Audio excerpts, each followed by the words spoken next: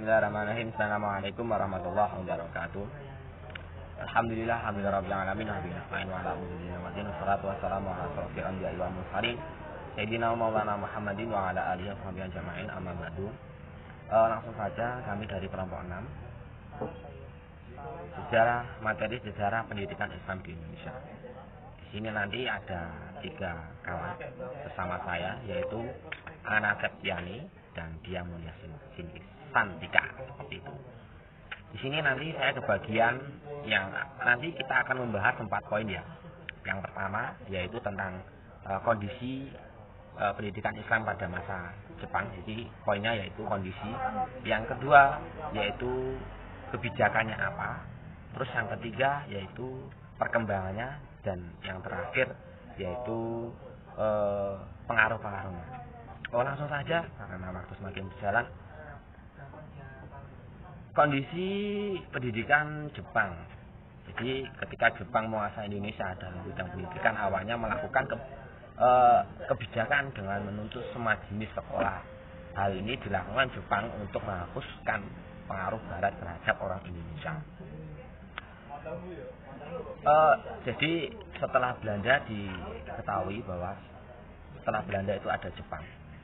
Jadi kondisinya ketika itu intinya yaitu pendidikannya yaitu berbasis kemiliteran, seperti itu. Di sekolah pun diutamakan mata pelajaran yang berbau kemiliteran untuk menjaga kontrolnya dalam bidang pendidikan.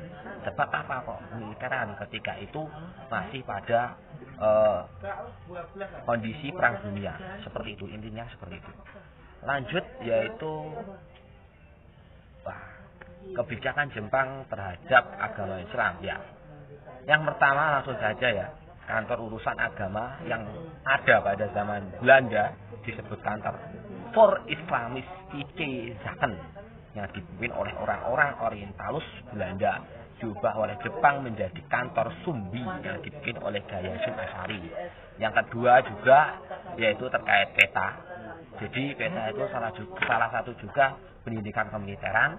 Terus kemudian Niai itu diganti dengan Maksumi ya. Terus yang keempat yaitu Hizbullah yang itu dipimpin oleh Zainal Arifin. Yang terakhir yaitu pemerintah Jepang mengizinkan dirinya sekolah tinggi Islam di Jakarta oleh Kiai Hasyim, Kiai Wahid Hasyim, Bahar Muzayir dan Bung Hatta.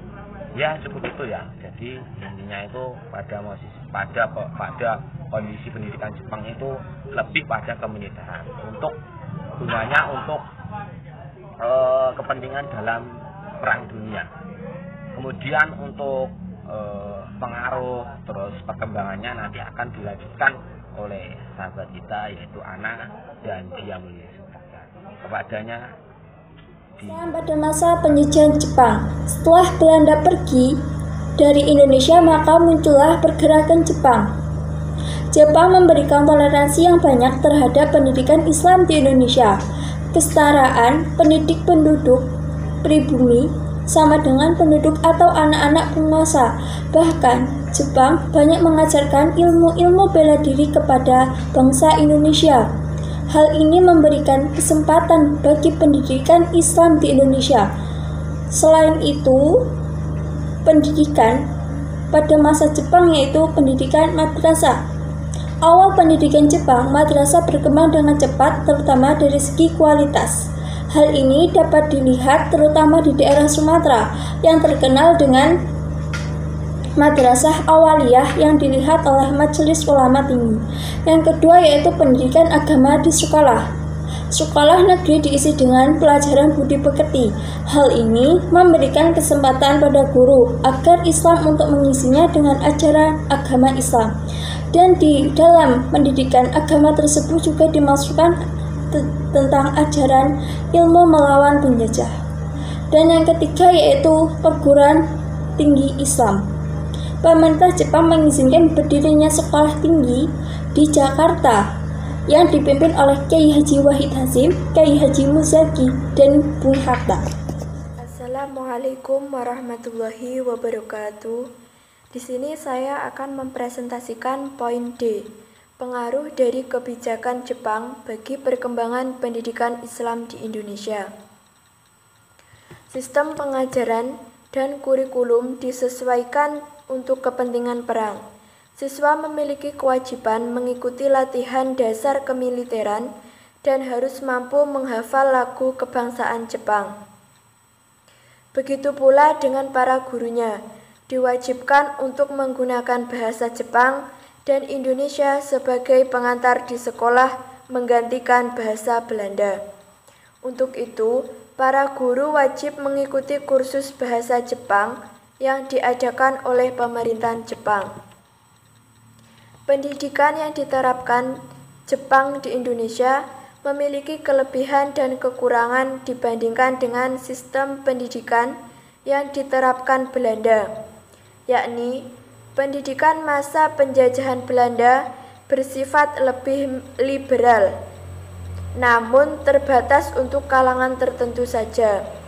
Sementara pada masa Jepang, konsep diskriminasi tidak ada, tetapi terjadi penurunan kualitas secara drastis baik dari sisi keilmuan maupun mutu murid dan guru.